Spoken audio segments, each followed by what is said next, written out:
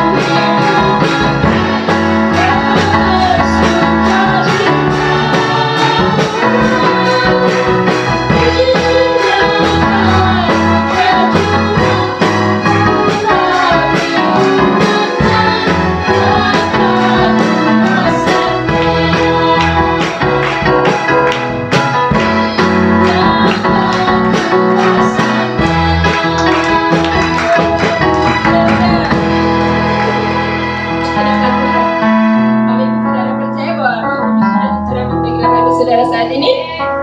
Amin, puji nama Tuhan. Hanya Roh Kudus yang memampukan kita dapat melewati setiap keadaan tantangan dalam kehidupan kita. Bersama Roh Kudus kita akan dijadikan pemenang, bahkan lebih dari pemenang. Amin. Mari kita siapkan hati kita untuk mendengar firman Tuhan.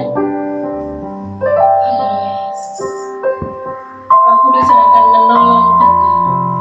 Dia tidak pernah meninggalkan kita. Dia adalah Allah yang setia. Dia selalu dekat dengan kita.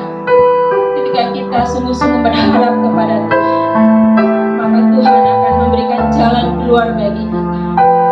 Mari Bapak Ibu Saudara, yakin dan percayalah Tuhan mengasihi saudara semua. Haleluya Yesus.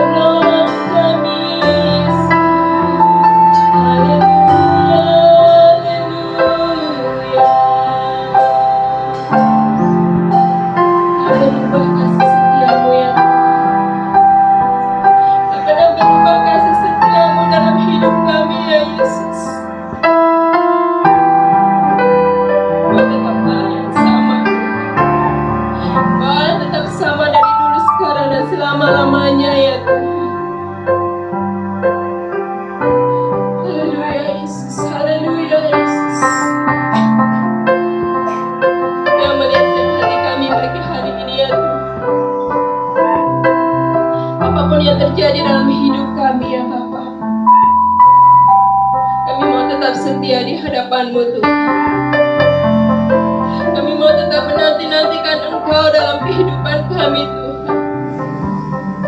Engkau memberikan kami kekuatan yang baru Tuhan, untuk kami terus dapat bersemangat, terus kami dapat menghadapi setiap tantangan yang ada Tuhan. Terima kasih Yesus, terima kasih Tuhan. Musim boleh berganti dalam kehidupan kami Tuhan,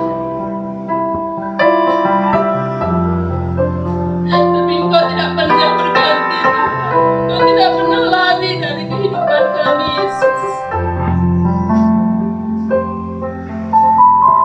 Haleluya Yesus, haleluya Yesus. Haleluya Yesus, haleluya Yesus. Haleluya Yesus, Tuhan Engkau yang menolong kami.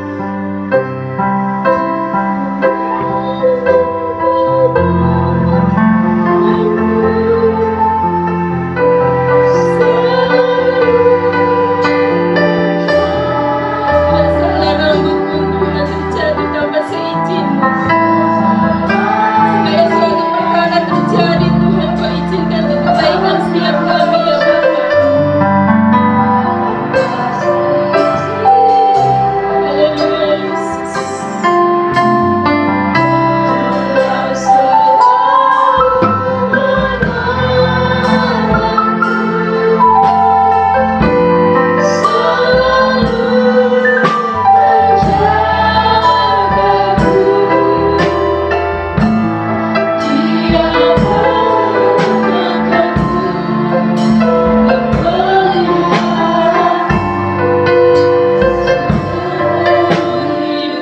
Tuhan selalu menolong kami. Yes, Tuhan.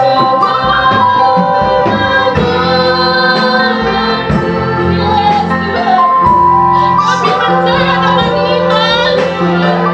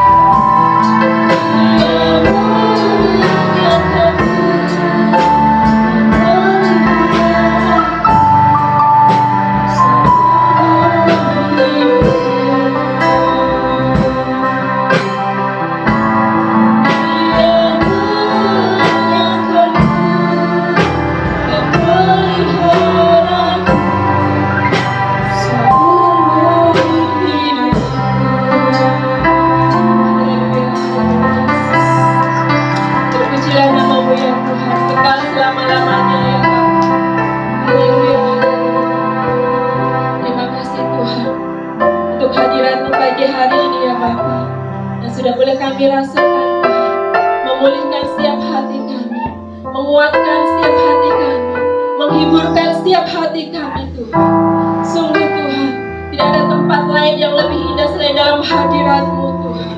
Tidak ada ketenangan dalam jiwa kami selain kami dapati dalam hadirat-Mu ya Tuhan. Terima kasih Yesus, sumber pertolongan kami. Terima kasih Tuhan, sumber pengharapan kami. Kami bersyukur memiliki Allah seperti Engkau ya Tuhan, yang begitu mengasihi setiap kami. Pagi hari ini Tuhan, kami mendengarkan kebenaran firman-Mu. Berbicaralah Allah Roh Kudus kepada setiap kami. Berikan kami hikmat-Mu Tuhan. Berkata-kata Allah Roh Kudus pribadi lepas pribadi dalam hati kami. Hati kami siap Tuhan untuk mendengarkan kebenaran firman-Mu. Terima kasih ya Tuhan. Hanya dalam nama Tuhan Yesus kami siap mendengarkan.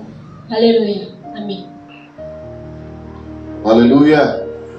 Haleluya.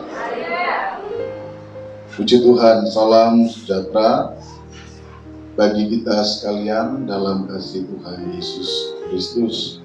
Tuhan memberkati Bapak, Ibu, dan saudara-saudara sekalian. Kita percaya bahwa pekerjaan Roh Kudus di dalam kehidupan orang-orang percaya adalah sebuah pekerjaan yang menghadirkan kuasa Allah. Sebuah pekerjaan yang hadir untuk memperlengkapi orang percaya. Namun kita percaya juga bahwa pekerjaan Roh Kudus yang paling esensial, paling hakiki, paling utama adalah pekerjaan Roh Kudus yang berkaitan dengan bagaimana kehidupan pribadi-pribadi yang dipenuhkan dengan Roh Kudus dapat melaksanakan panggilan Tuhan dengan sepenuhnya. Pagi ini saya ajak saudara untuk belajar dan melihat bagaimana Roh Kudus harus kita pahami di dalam nilai kepenuhannya bagi hidup saudara dan saya. Mari kita membaca Efesus pasal 5 ayat yang ke-18. Efesus pasal yang kelima ayat yang ke-18. Demikian firman Tuhan. Dan janganlah kamu mabuk oleh anggur, karena anggur menimbulkan hawa nafsu. Tetapi hendaklah kamu penuh dengan Roh. Saudara, ada satu poin penting yang kita bahas dan lihat pada pagi hari ini, yaitu persoalan kehidupan penuh dengan Roh. Kita sudah melewati doa 10 malam, dan di dalam doa itu kita berharap, kita menantikan, kita merindukan pekerjaan Roh Kudus di dalam kehidupan kita. Saya tidak tahu secara persis ketika orang menghadiri doa-doa seperti itu, apa sebenarnya faktor paling utama yang mendorong seseorang untuk berdoa. Di dalam kehidupan orang-orang Pantekosta umumnya, hidup penuh dengan Roh itu seringkali dilihat, dipahami, dan dihubungkan dengan persoalan pengalaman berbahasa roh. Karena di dalam pemahaman orang-orang Pantekosta, kehidupan yang penuh dengan Roh itu dihubungkan dengan manifestasi bahasa roh, manifestasi glosolali. Pada satu sisi, ketika kita membaca di bagian tulisan-tulisan Lukas, baik di dalam Injil maupun di dalam kitab Kisah Para Rasul, kita menemukan bahwa memang persoalan tentang baptisan Roh Kudus yang juga kemudian pada waktu kemudian dipahami sebagai pengalaman kepenuhan Roh Kudus, maka tanda dari orang yang mengalami baptisan dan kepenuhan Roh Kudus itu adalah mereka berbahasa dalam bahasa lain, atau yang saudara kenal dengan istilah bahasa roh, atau yang di dalam bahasa teologi disebut sebagai glosolali. Glosolali itu dari kata gloso dan laleo, ya, berbahasa, lidah, bahasa roh. Jadi kalau dengar istilah bahasa roh, bahasa lidah, tidak usah bingung, itu dua hal yang sama, yang sering mungkin saudara temukan manifestasinya di dalam doa atau dalam ibadah-ibadah orang-orang Pantekosta. Itu adalah sesuatu yang disampaikan Lukas. Nah, namun saudara, di dalam fakta yang lain, kita memahami bahwa peristiwa kepenuhan Roh Kudus di dalam Alkitab tidak hanya berkaitan dengan persoalan orang bisa berbahasa roh saja. Artinya di satu sisi Tuhan memperlengkapi orang untuk dapat berbahasa roh, untuk dapat memiliki karunia-karunia bahasa roh misalnya, untuk sebuah tugas-tugas pelayanan tertentu. Itu tidaklah salah. Itu sangat dibutuhkan di dalam kehidupan gereja. Namun, yang perlu untuk kemudian dipahami secara komprehensif, artinya secara penuh, bahwa ketika kita memahami tentang dinamika pekerjaan Roh Kudus di dalam kehidupan orang percaya, itu tidak hanya sekedar persoalan apakah kita bisa berbahasa roh atau tidak, apakah kita bisa berbahasa lidah atau tidak. Ketika orang cenderung melihat persoalan karunia bahasa roh sebagai sesuatu yang paling penting untuk dikejar, saudara bisa jatuh kepada manipulasi-manipulasi, atau jatuh kepada kepura-puraan, atau jatuh kepada kemunafikan. Jadi supaya dilihat orang saleh, lalu saudara ngomong bahasa roh, tidak tahu itu ngerti apa enggak, paham atau enggak, saudara ngerti atau tidak bahasanya, pokoknya ngomong aja. Karena ada sebagian orang yang berkata dan mengajarkan udah ngaco aja, dan bahasa roh kok ngaco. Bahasanya itu bukan bahasa ngaco. Saudara tahu siapa yang mengilhamkan itu? Roh Kudus. Lah masa Roh Kudus dibilang ngaco? Ya, kalau saudara temukan jenis-jenis ajaran seperti ini, saudara pertimbangkan untuk kemudian mengikuti.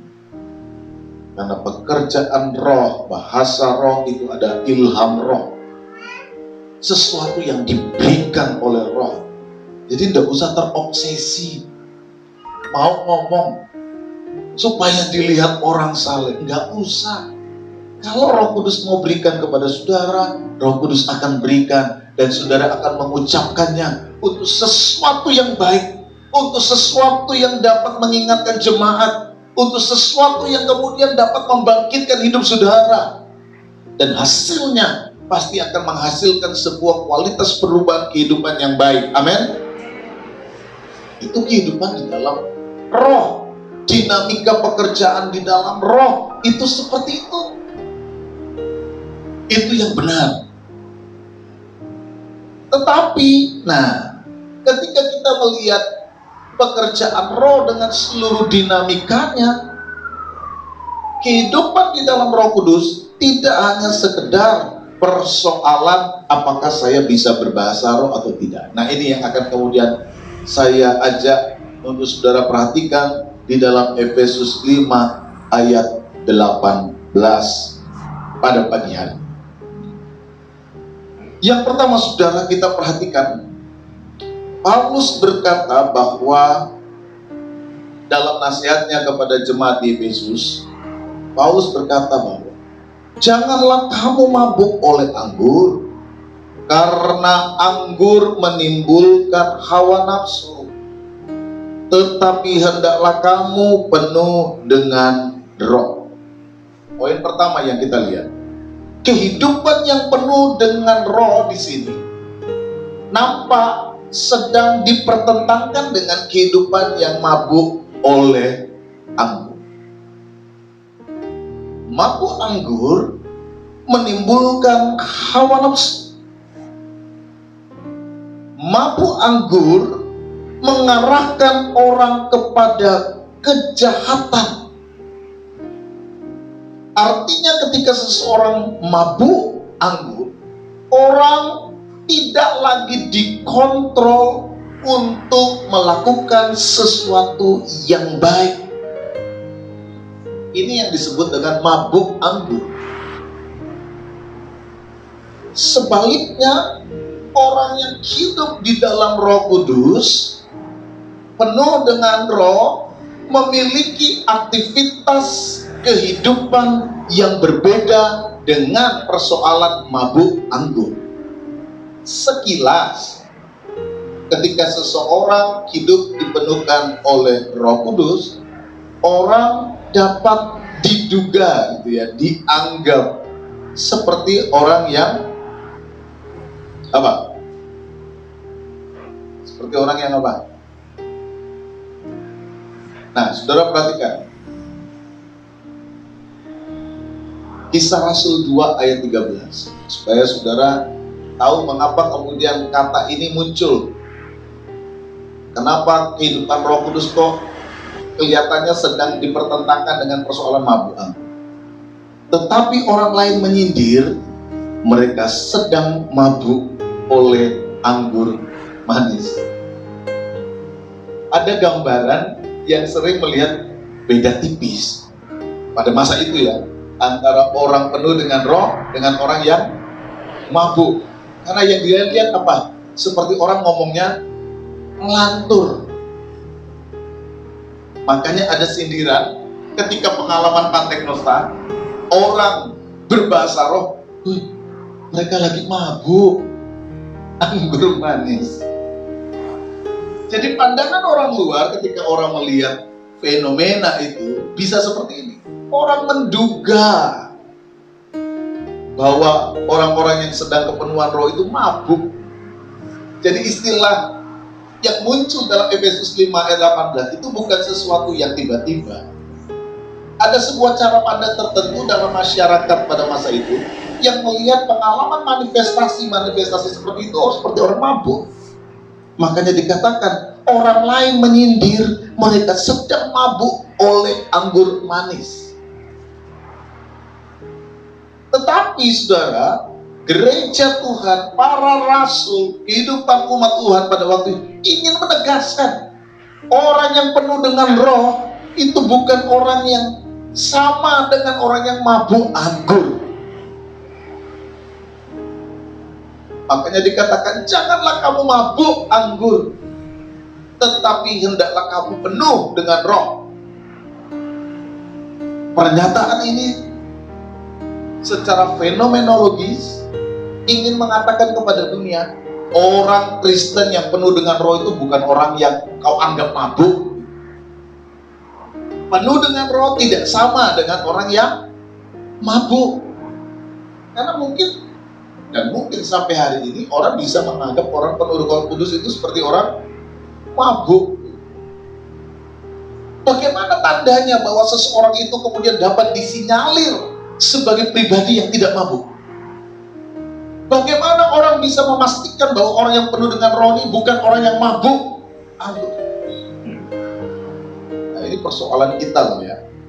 Ketika kita berkata bahwa kita ini penuh dengan Roh Kudus, orang lain bilang, oh jangan-jangan kau mabuk ya. Oh enggak, kami tidak mabuk, kami penuh dengan roh. Nah, apa bedanya? Nah, kita lihat saudara. Hal yang kedua yang ingin kita pahami dari pernyataan Efesus 5 ayat 18, bahwa sikap yang hidup di dalam roh. Hal yang kedua kita lihat, sikap seseorang yang hidup di dalam roh adalah sebuah pengalaman di mana seseorang dikuasai penuh oleh kehendak ilahi. Ini bedanya orang mabuk anggur dengan orang yang penuh Roh Kudus. Kalau orang mabuk anggur, dia dikuasai oleh pengaruh anggur. Kalau orang penuh dengan roh, ia dikuasai oleh roh Allah dan hidup di dalam kehendak ilahi. Kata penuh dengan roh itu artinya dikuasai secara total. Kalau mabuk dikuasai oleh alkohol yang ada di dalam anggur. Kalau orang penuh Roh Kudus, dia dikuasai oleh roh, leroste, dipenuhi, dikuasai. Saudara, kalau kita melihat pemahaman ini, maka penuh dengan roh itu mengingatkan kita dan mengajar kita. Roh Kudus itu bukan sekedar kuantiti yang bisa diukur setengah. Oh, baru 3/4. Atau, oh, sudah habis, tinggal sisa-sisa. Roh Kudus itu bukan kuantiti. Tapi banyak orang Kristen seringkali menganggap Roh Kudus itu seperti kuantiti. Tinggal setengah, tinggal 1/4. Oh, masih 3/4. Emangnya Roh Kudus air? Analogi-analogi yang sering dipakai seringkali bisa menyesatkan orang, walaupun bisa dipakai untuk menjelaskan.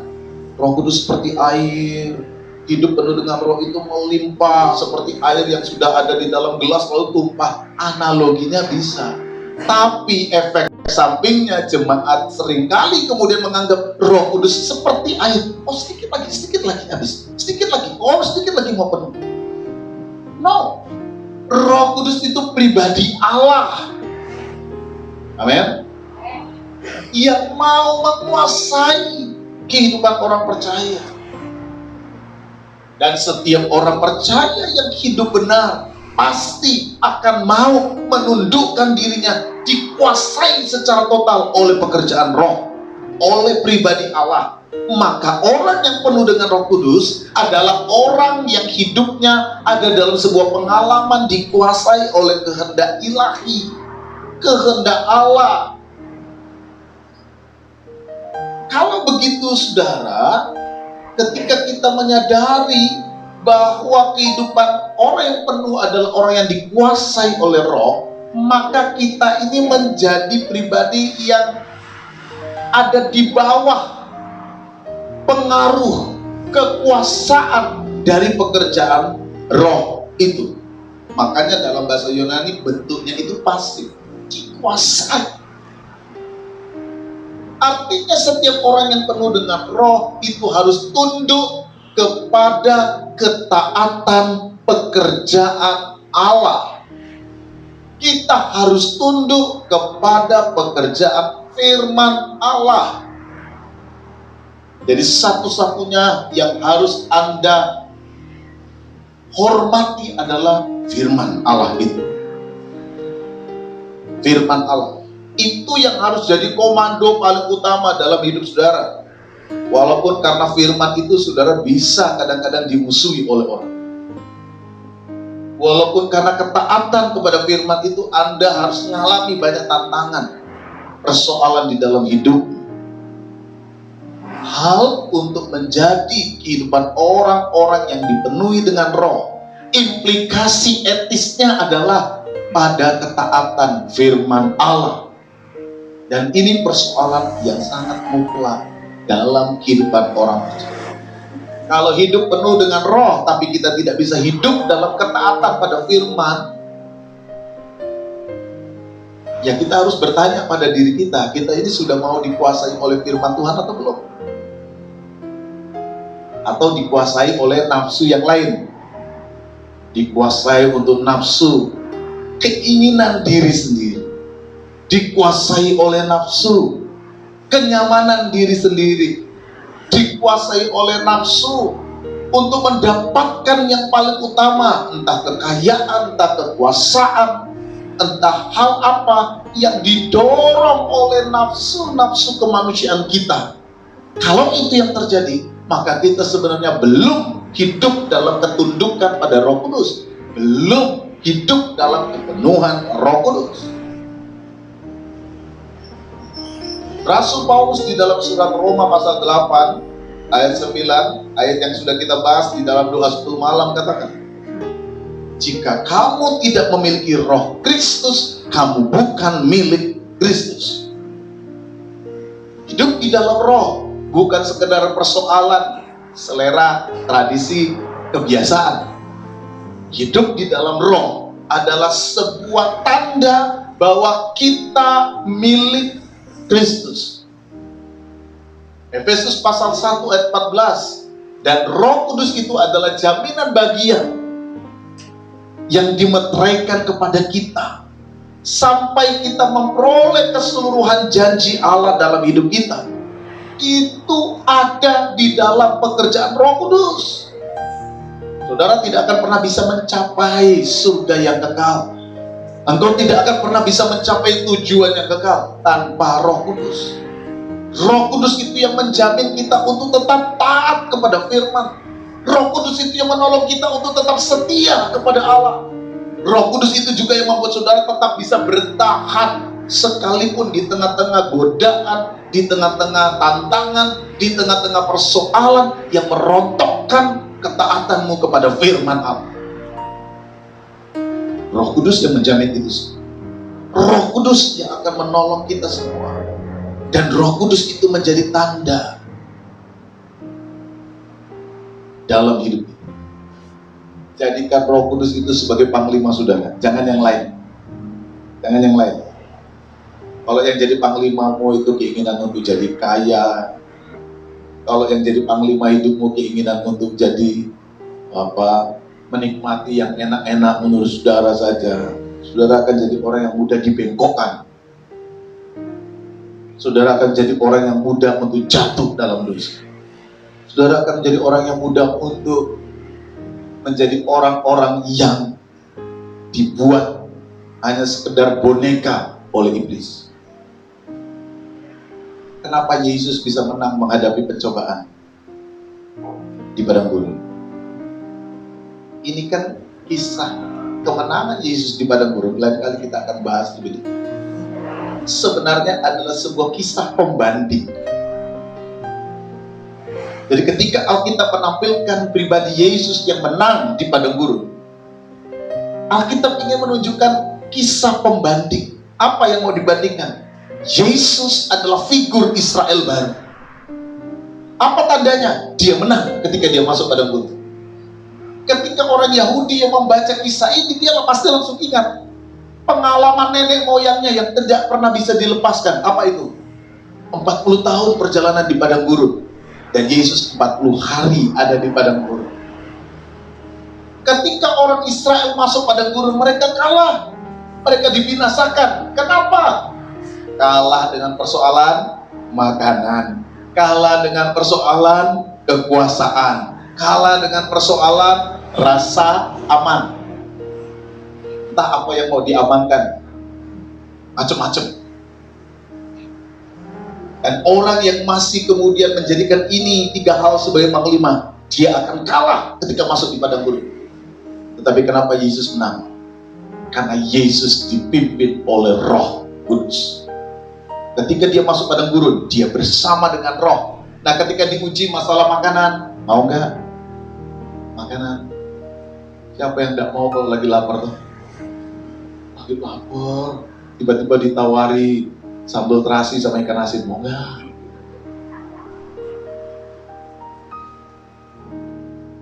Lagi lapar, ditawari singkong rebus sama sambal kecombrang. Wah, kemarin kita lagi makan itu di rumah teman, kenyang, senang banget. Bisa kalah dengan sambal kecombrang atau sambal terasi? Udah, nggak usah jadi anak Tuhan. Nanti tak kasih sambal terasi sama kecombrang. Tapi Yesus bilang apa? Manusia bukan hanya hidup dari roti saja. Amin, saudara.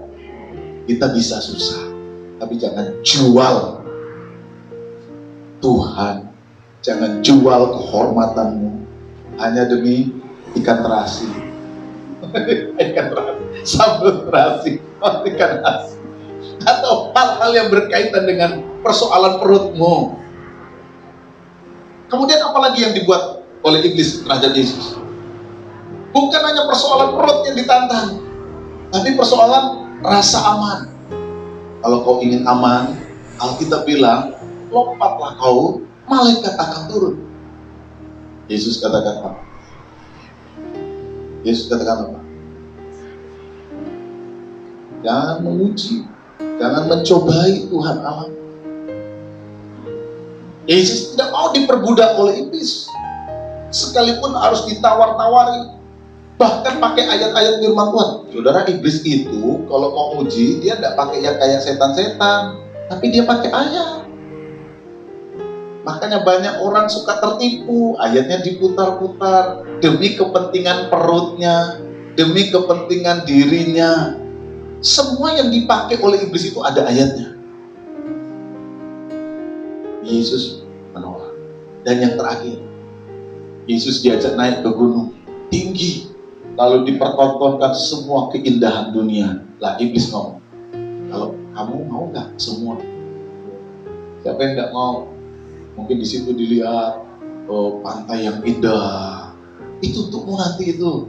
Jadi kamu tidak perlu sekedar cuma ke Bali, mau ke Maladewa, untukmu. Bisa baring-baring jungkir balik, muter-muter di pantai sampai gosong. Karepmu serah. Atau pengen ke gunung yang tinggi, yang indah, yang sejuk, itu milikmu. Mau healing di sana, bebas. Itu milikmu. Mau rumah yang besar, mau kamarnya stadion, karepmu. Mau muter dari ujung sana sampai ujung sana, tidurnya jungkir balik, tidak akan. Habis katakan apa? Hanya kepada Dia sajalah engkau berbakti. Ketika iblis katakan, aku bisa loh berikan semua itu, asal kau sembah aku. Apa Yesus tergiur? Sebagai manusia, saya kira, oh iya lapar ya, pengen. Sebagai manusia, dapat fasilitas, bisa healing, yo mau. Siapa yang tidak mau? Saya juga mau. Menikmati rasa aman, siapa yang tidak mau? Buktinya kita sewa satpam, kita sewa apa, supaya aman. Sewa bodyguard, supaya aman. Orang pengen. Tapi kalau hal-hal itu sampai mengorbankan kehormatan dan kebenaranmu, nah ini yang kita harus tanya. Siapa yang bisa memampukan kita untuk tetap berdiri tegak pada integritas? Hanya Roh Kudus. Ketika Yesus masuk di padang gurun, dia dipimpin oleh Roh dan dia tidak dikalahkan seperti nenek moyang Israel yang masuk padang gurun dan akhirnya kalah. Makan makanan yang kemudian membuat mereka mati, membuat patung yang akhirnya membuat mereka dibinasakan oleh Allah. Bangsa Israel itu generasi pertamanya tidak ada yang masuk ke tanah Kanaan. Mereka semua yang keluar dari Mesir tidak ada yang masuk kecuali 2 orang, Yosua dan Kaleb. Cuma 2 orang ini yang hatinya lain, kata Tuhan, yang penuh dengan Roh. Dan Yesus kasih contoh, kalau kamu mau menang, kamu harus hidup penuh dengan Roh. Penuh dengan Roh, taat kepada firman itu, sehingga kita kemudian dapat bertahan sekalipun ada ujian perut, ada ujian rasa aman, ada ujian fasilitas. Saudara akan dapat bertahan karena engkau dipimpin oleh Roh. Roh yang akan membuat engkau menjadi pribadi yang taat kepada kebenarannya. Roh yang membuat engkau menjadi pribadi yang kuat untuk menjaga integritas. Jadilah anak-anak Tuhan yang kuat. Dan kuncinya adalah hidup di dalam Roh. Bukan menjadi pribadi-pribadi yang taat. Bukan kepada perintah-perintah yang tidak benar. Bukan kepada pimpinan-pimpinan yang tidak benar. Tapi engkau akan taat kepada Tuhan yang sudah memberikan kehidupan kepada. Engkau akan taat kepada firman-Nya yang sudah menghantar engkau kepada pribadi yang benar. Itu orang yang hidup penuh dengan Roh. Dan marilah kita terus bangun kehidupan yang penuh dengan Roh.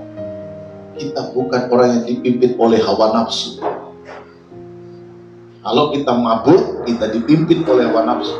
Tapi kalau kita penuh dengan Roh, kita dipimpin oleh Roh. Dan implikasinya adalah hidup dalam ketaatan. Yang terakhir, saudara, pengalaman kehidupan yang penuh dengan Roh, kalau kita perhatikan dari Efesus 5 ayat 18, adalah sebuah pengalaman kehidupan yang harus terjadi setiap hari. Karena setiap hari itu ada godaannya. Keluar rumah, atau mungkin di dalam rumah saudara sudah tergoda untuk melakukan yang jahat. Keluar rumah kita bisa tergoda untuk melakukan yang jahat. Sekian detik, sekian menit, sekian jam, ada godaan, ada tantangan yang dapat membuat kita melakukan yang jahat.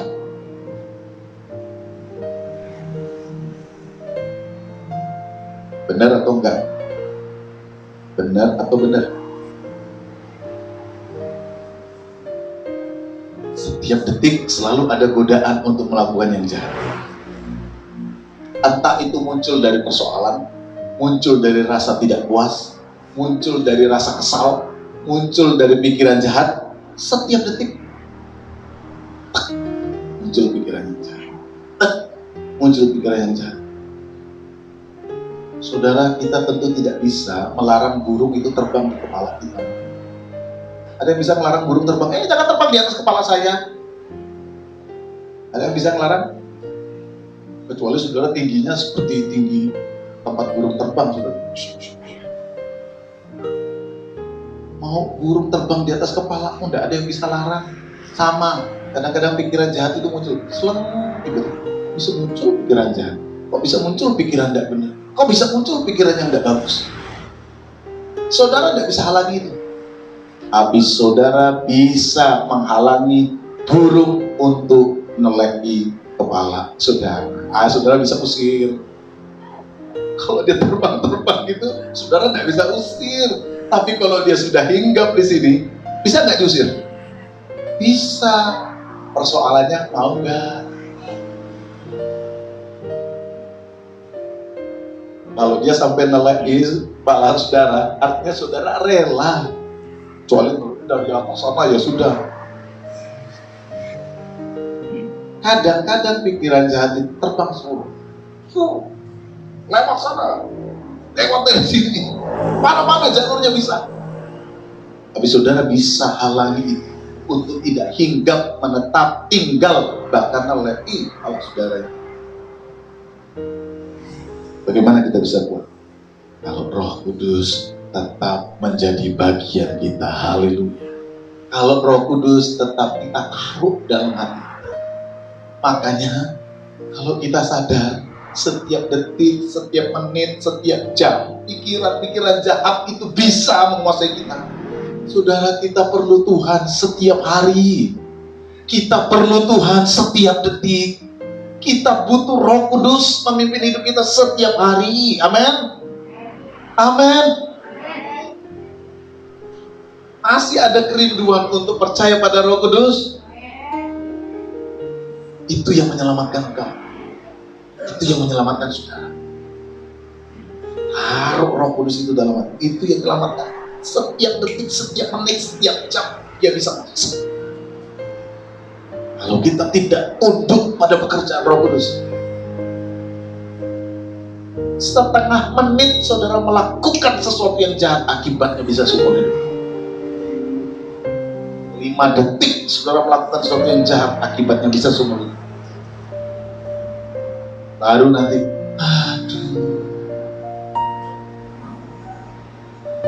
kalau sudah terjadi mau apa? Menyesal. Sudah terjadi. Akibatnya, kalau fatal, kalau nggak fatal, Tuhan ampuni saya. Dan akibatnya tidak fatal, saudara masih bisa perbaiki. Kalau akibatnya fatal, mungkin saudara bisa minta ampun, dan mungkin Tuhan juga akan mengampuni saudara. Saya percaya Tuhan akan mengampuni saudara kalau saudara minta ampun. Tapi akibatnya itu tidak sangat sederhana untuk memperbaiki. Mungkin tidak akan bisa kembali apa yang sudah hancur itu. Kalau saudara tabrak orang bisa mati, diampuni Tuhan enggak? Diampuni.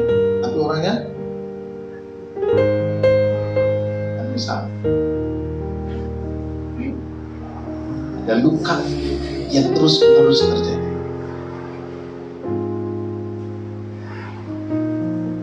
Saudara, hal ini membuat kita tidak bisa untuk tidak mengandalkan Tuhan.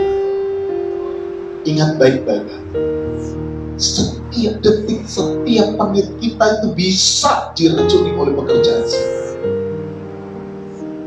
Caranya adalah kita tidak punya waktu untuk tidak selalu bersiap. Kita tidak punya waktu untuk tidak mengandalkan Roh Kudus, karena setiap detik, setiap menit dia bisa hancurkan hidup kita. Kita sadar kita manusia yang lemah. Kita sadar bahwa kita manusia yang terbatas, yang punya kadar-kadar titik-titik lemah dalam diri kita. Entah saudara akui atau tidak, entah kita mau mengakui dengan jujur atau tidak, kita punya titik-titik lemahnya dalam hidup kita. Saya tahu titik kelemahan saya. Saya tahu kelemahan-kelemahan dalam diri saya. Dan itu artinya kita tidak boleh merasa kuat. Kita harus terus andalkan pekerjaan Roh Kudus dalam diri kita, supaya kita bisa bertahan. Karena itu saudara, hidup penuh dengan Roh itu bukan persoalan setahun sekali.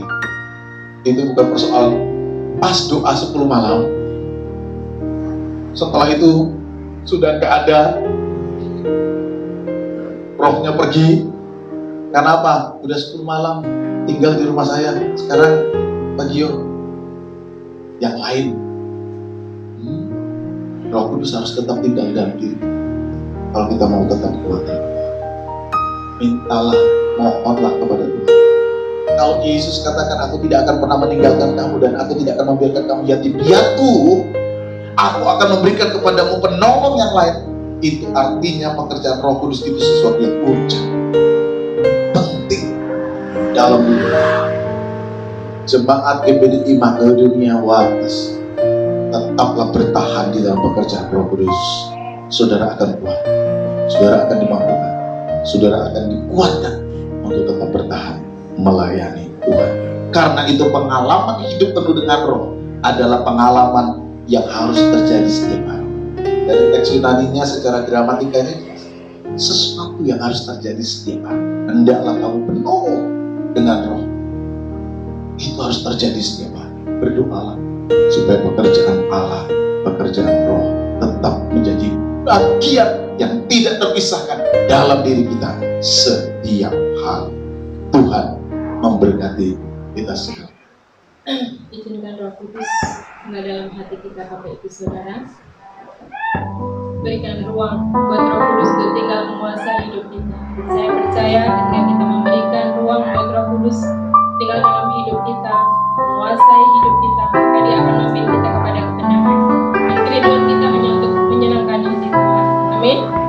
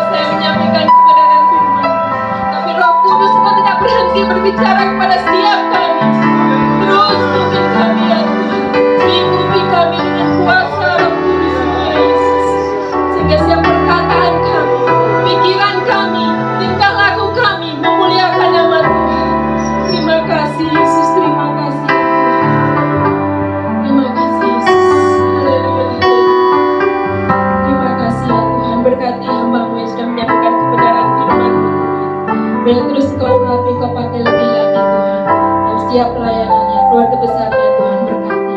Tutupi pesan kuasa dalam Yang Kudus. Jemaat Tuhan, kami percaya Tuhan juga sudah memberkati pagi hari ini ya Tuhan. Terima kasih Bapa. Sebentar kami akan memberikan persembahan Tuhan. Kuduskan, layakkan kami Tuhan. Hanya dalam nama Tuhan Yesus kami berdoa. Haleluya. Amin. Silakan Bapak Ibu Saudara juga.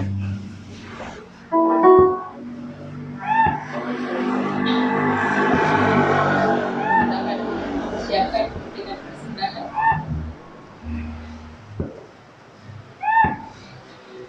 Bangkit gereja Tuhan sekalian.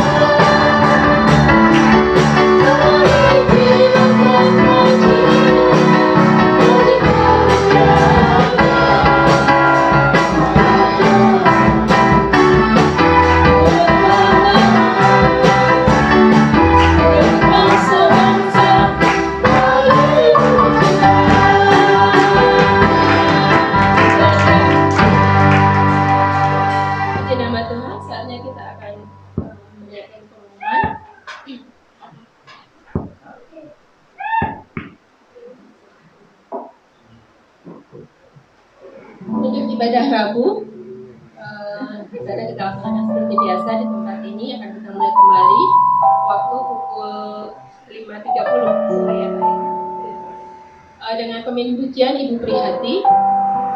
Untuk ibadah youth tempat di gereja, untuk WL Saudari Sarah, sharing firman Tuhan Bapak Gembala, musik Bapak Gembala. Kemudian untuk ibadah Minggu tanggal 19 Mei 2022, WL-nya Saudari Elsa, singernya Saudari Esther, LCD Saudara Fendi, cek suhu Saudari Yunita, masternya Ibu Prihati, musik semua ya.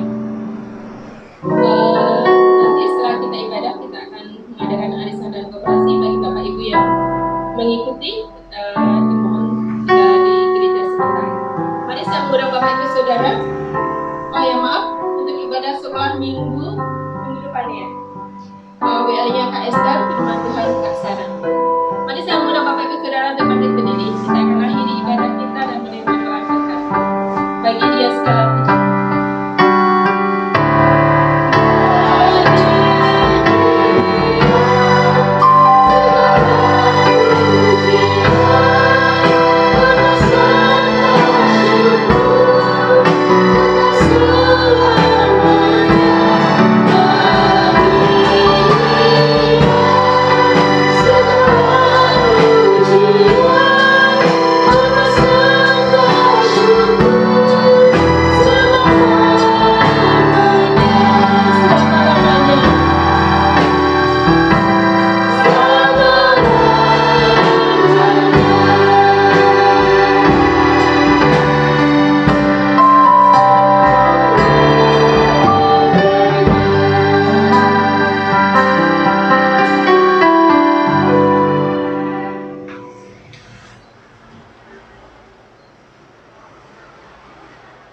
Mari kita bersatu dalam doa.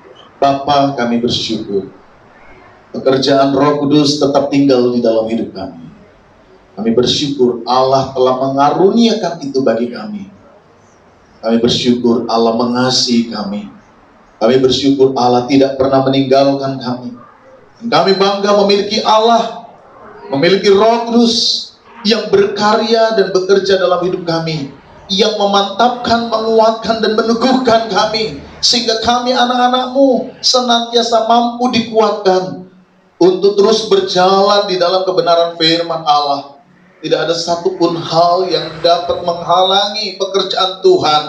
Dan kami percaya tiba saatnya Engkau yang akan menunjukkan karya-Mu yang besar di dalam setiap kehidupan anak-anak-Mu yang senantiasa mau taat, mau hidup di dalam kebenaran firman Allah. Berkati kami semua, dan biarkanlah kami hidup semakin hari semakin mengasihi Tuhan, mencintai Tuhan dalam segala sesuatu.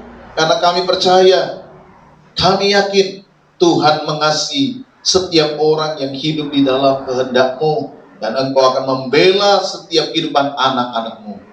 Kami bersyukur Tuhan sudah menyertai ibadah kami dari awal hingga akhir. Terima kasih setiap kehadiran dan lawatan Tuhan di dalam hidup kami. Hamba berdoa bagi setiap jemaat-Mu yang penuh cinta, memuji, menyembah, memuliakan nama Tuhan, sudah mempersembahkan persembahan mereka kepada Tuhan, yang sudah mengembalikan milik Tuhan. Engkau yang memberkati dan membalas dengan berlipat kali ganda kehidupan mereka. Engkau memberkati pekerjaan mereka, memberkati usaha mereka, memberkati rumah tangga mereka, memberkati mereka dengan kesehatan dan kekuatan, sehingga kami percaya dan kami melihat kuasa yang besar, pengalaman yang luar biasa terjadi di dalam hidup anak-anak-Mu. Bagi setiap mereka yang hidup takut Tuhan, bagi mereka yang mengasihi Tuhan, bagi mereka yang senantiasa berpegang kepada pekerjaan-Mu, berpegang kepada kebenaran-Mu. Terima kasih Bapa, terima kasih. Kami menyerahkan hidup kami di sepanjang minggu yang akan kami jalani. Sertai, pimpin, berkatilah kami, dan biarkanlah kami hidup di dalam kebenaran Tuhan. Sebentar kami akan pulang. Berkati kami, tuntun kami dalam perjalanan, dan tibakanlah kami di rumah kami dengan selamat.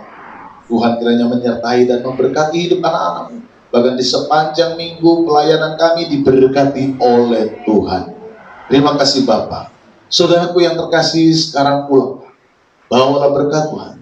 Kiranya anugerah damai sejahtera dari Tuhan Yesus Kristus, kasih Allah Bapa dalam persekutuan Roh Kudus, turun atas kita sekalian hari ini sampai selama-lamanya, dalam berkat nama Tuhan Yesus Kristus. Tuhan memberkati kita sekalian. Haleluya.